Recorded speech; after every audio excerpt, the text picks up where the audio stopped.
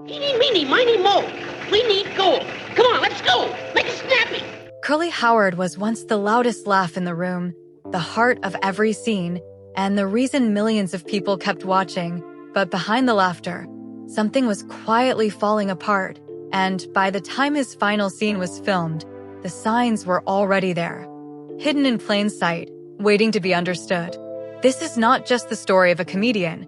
It is the story of a man whose final moments on screen became unintentionally heartbreaking once the truth came out. Born Jerome Lester Horwitz in Brooklyn in 1903, Curly never set out to become a legend. He came from a family already connected to entertainment, with his brothers Moe and Shemp building careers in comedy before him. But Curly lived a simple life at first, working small jobs and staying far from the spotlight. Known as a quiet and kind person with no formal training, just a natural instinct for humor that would later define his career.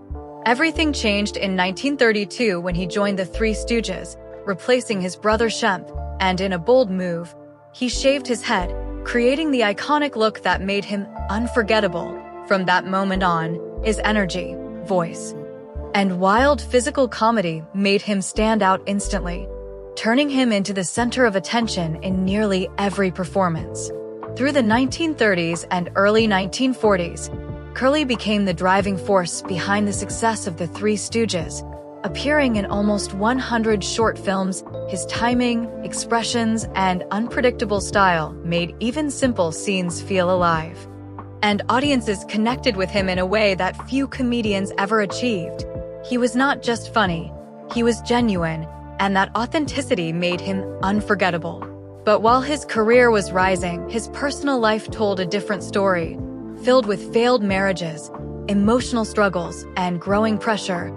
He searched for stability, but often found disappointment, and over time, the stress began to take its toll, both emotionally and physically, as he turned to unhealthy habits that only made things worse.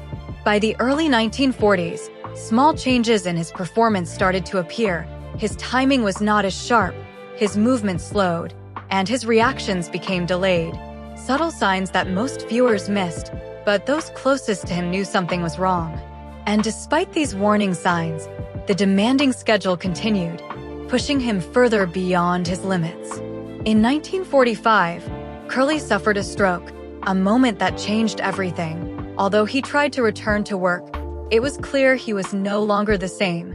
His speech became difficult, his coordination weakened, and the energy that once defined him began to fade. Yet he kept going, determined to perform no matter the cost. Then came the moment that would define his final days on screen. During the filming of Half-Wit's Holiday in 1946, Curly appeared noticeably different, quieter, slower, and struggling to keep up. One scene in particular stands out, where he is expected to deliver a line, but the moment cuts short before he can speak, leaving an eerie silence where laughter once lived.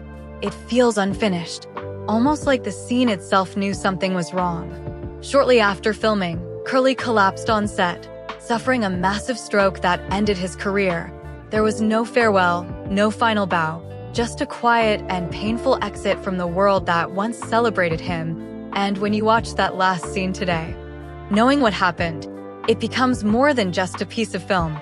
It becomes a glimpse into a man losing the very thing that made him who he was. His final years were filled with struggle.